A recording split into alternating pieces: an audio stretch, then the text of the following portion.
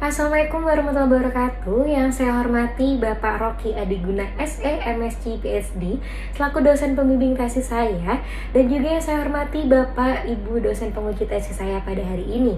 Perkenalkan, saya Andisa Editia dari MBA 76 Konsentrasi Entrepreneur. Pada kesempatan kali ini saya akan mempresentasikan hasil tesis saya dengan judul Perancangan Model Bisnis Makanan Sehat Aplikasi Eatgo.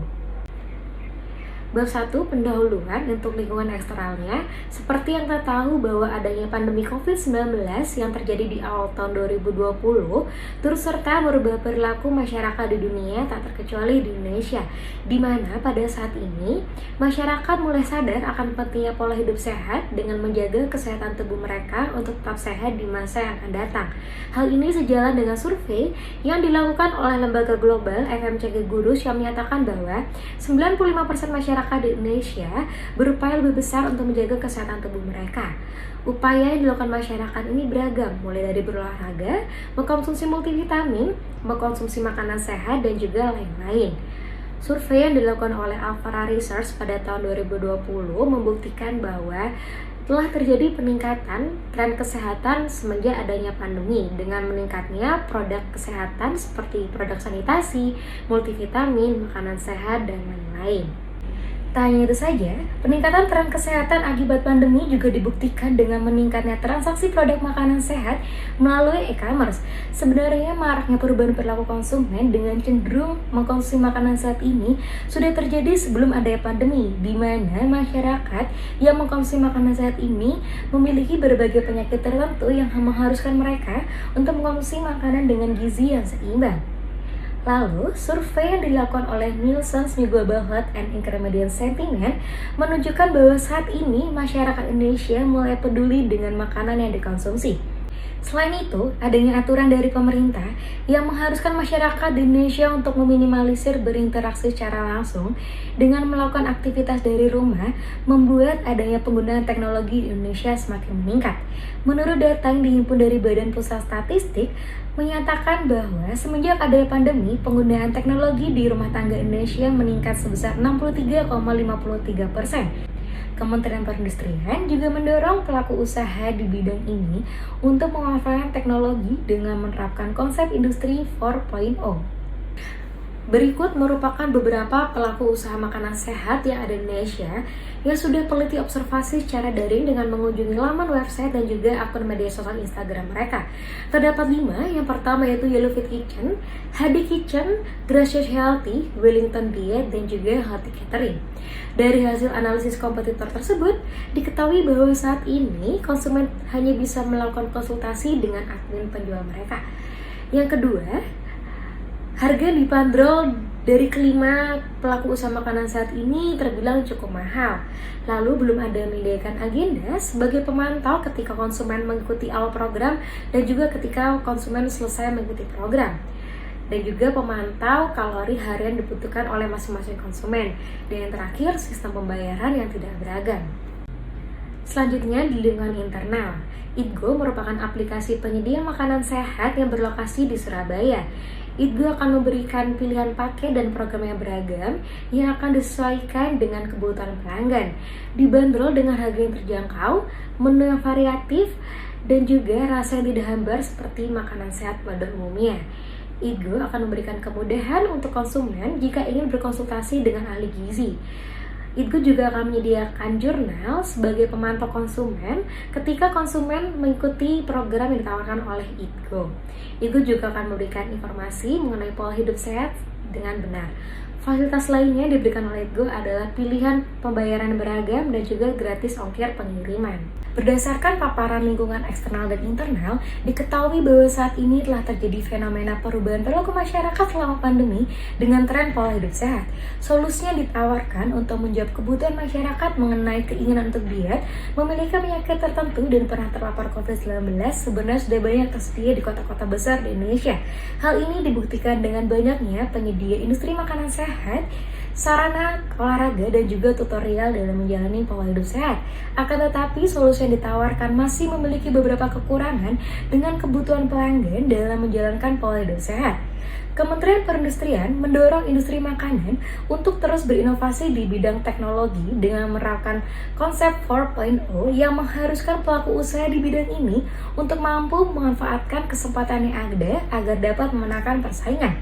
Dari hal tersebut, peneliti memiliki ide mengenai penyedia makanan sehat aplikasi Eatgo untuk menjawab kebutuhan konsumen dalam menjalankan pola hidup sehat yang belum terpenuhi dengan mengikuti arahan dari Kementerian Perindustrian. Dengan demikian, perancangan model bisnis ini dapat menjadi panduan dalam menangkap peluang yang ada dan memberikan kemudahan konsumen dalam memenuhi kebutuhannya.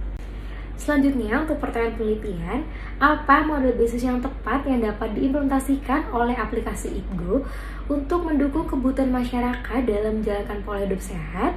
Dan penelitian ini bertujuan merancang model bisnis makanan sehat aplikasi Eatgo sebagai inovasi dan solusi yang efektif dari kebutuhan masyarakat dalam menjalankan pola hidup sehat. Bab 2. Tinjauan pustaka. Penelitian ini menggunakan beberapa tinjauan pustaka yang terdiri dari model bisnis, kanvas model bisnis, inovasi model bisnis, aplikasi makanan sehat, dan juga jasa.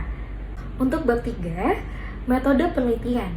Penelitian ini menggunakan metode kualitatif yang didukung oleh analisis kuantitatif untuk merancang model bisnis makanan sehat aplikasi Eatgo. Yang pertama, unit analisis. Penelitian ini menggunakan 2 unit analisis, yaitu organisasi dan individu. Untuk sumber datanya, data primer didapatkan dari hasil wawancara calon pelanggan, wawancara pelaku usaha makanan sehat, dan juga survei calon pelanggan. Untuk data sekundernya didapatkan dari buku teks, artikel, publikasi, data dari BPS, dan referensi lainnya. Dan untuk metode pengumpulan datanya, yang wawancara didapatkan dari hasil wawancara 2 pelaku usaha makanan sehat dan juga 7 calon pelanggan dengan metode wawancara secara semi terstruktur.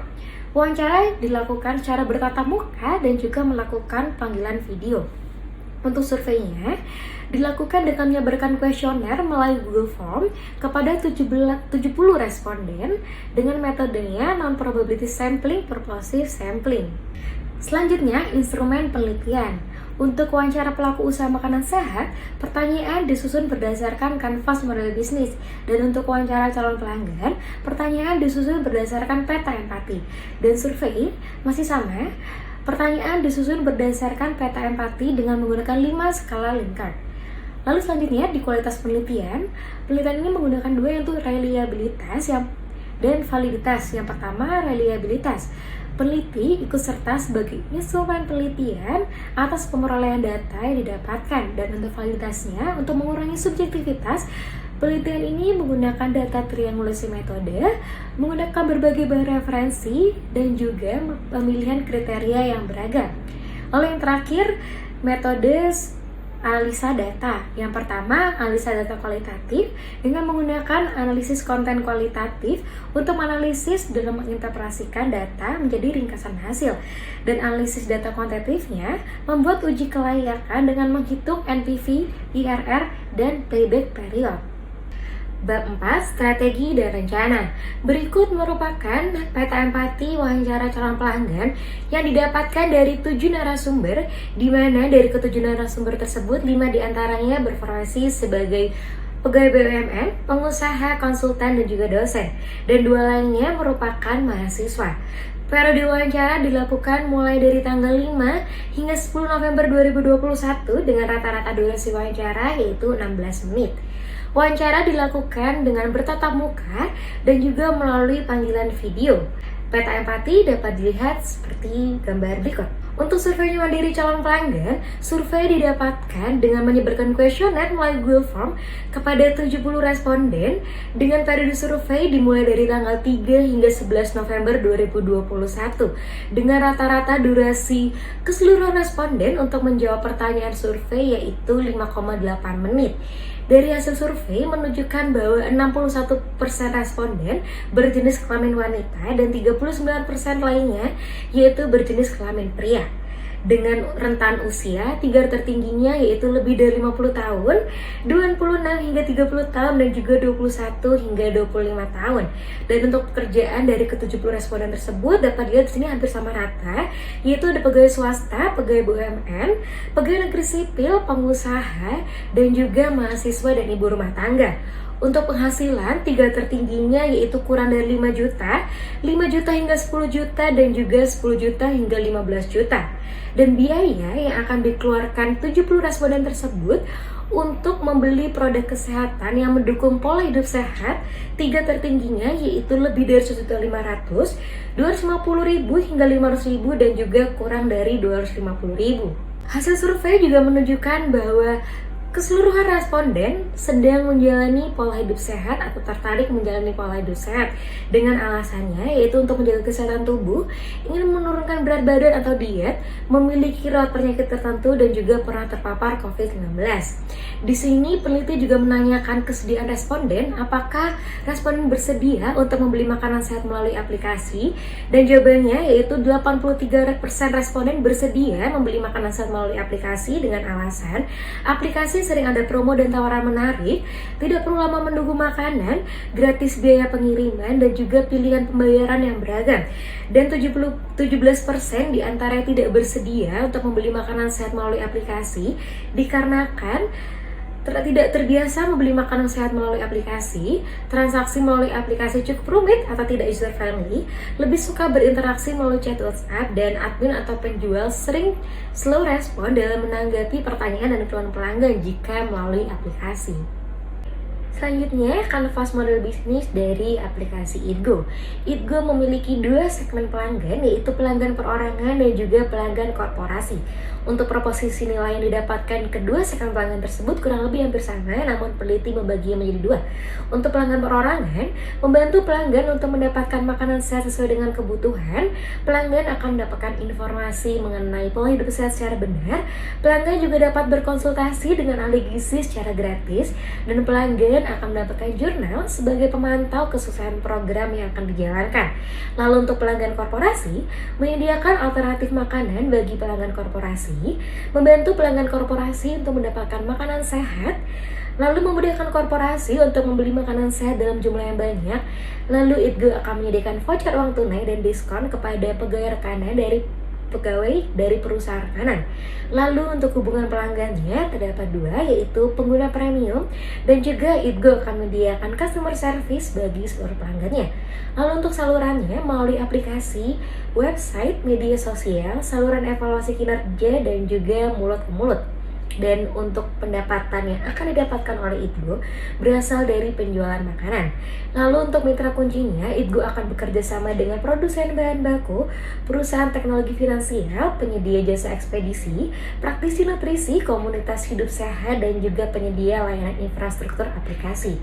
Lalu aktivitas kunci dari Eatgo ini yaitu memproduksi makanan, quality control, pemantauan infrastruktur aplikasi dan keamanan, pemasaran, dan juga pengembangan bisnis. Lalu sumber daya kunci dari Eatgo yaitu juru masak, staf pemasaran digital, staf teknologi informasi dan pengembangan bisnis, infrastruktur aplikasi, dan juga database. Lalu untuk struktur biaya yang akan dikeluarkan oleh Eatgo yaitu ada 2, meliputi biaya investasi dan juga biaya operasional. Berikut merupakan rincian biaya dari aplikasi Eatgo yang terdiri dari 2, yaitu biaya investasi dan juga biaya operasional. Peneliti juga melakukan perhitungan analisis kelayakan ekonomi untuk mengetahui apakah bisnis dari Eatgo ini layak untuk dijalankan, dan juga apakah bisnis dari Eatgo ini akan menghasilkan keuntungan atau tidak. Peneliti melakukan 3 perhitungan, yaitu net present value, internal rate of return, dan juga payback period, dengan menggunakan 3 analisis skenario, yaitu skenario pesimis, optimis, dan juga skenario normal. Berdasarkan tabel berikut, diketahui bahwa dari ketiga perhitungan NPV, IRR, dan PBP, bisnis dari Eatgo ini layak untuk dijalankan, di mana ketiga skenario analisis menunjukkan hasil yang positif, yaitu lebih besar dari Rp357.550.000, di mana Rp357.550.000 ini merupakan hasil penjumlahan dari biaya investasi dan juga biaya operasional. Lalu selanjutnya, jika berdasarkan perhitungan internal rate of return, ketiga analisis skenario ini dari bisnis Itgo layak untuk dijalankan, di mana hasil IRR menunjukkan bahwa ketiga skenario lebih besar dari suku bunga yang ditetapkan Bank Indonesia, yaitu sebesar 3,5%. Dan juga lama pengembalian yang didapatkan dari bisnis ini kurang dari 5 tahun. Dapat disimpulkan dari ketiga perhitungan NPV, IRR, dan PBP dengan tiga analisis skenario pesimis, optimis, dan normal, bisnis dari Itgo ini layak untuk dijalankan. Bab 5, rencana aksi, rencana kegiatan. Rencana kegiatan menjelaskan mengenai tahapan yang harus dilalui oleh Itgo yang terdiri dari 3, yaitu tahap persiapan, tahap pelaksanaan, dan terakhir tahap evaluasi. Selanjutnya, penanggung jawab kegiatan. Itgo memiliki 17 anggota yang terdiri dari 2 pendiri selaku kepala perencanaan dan pengembangan bisnis dan juga kepala teknologi informasi, 8 tim operasional yang terdiri dari staf pengembangan bisnis, staf pemasaran digital, staf teknologi informasi, dan juga staf akuntansi dan keuangan, dan juga 7 juru masak.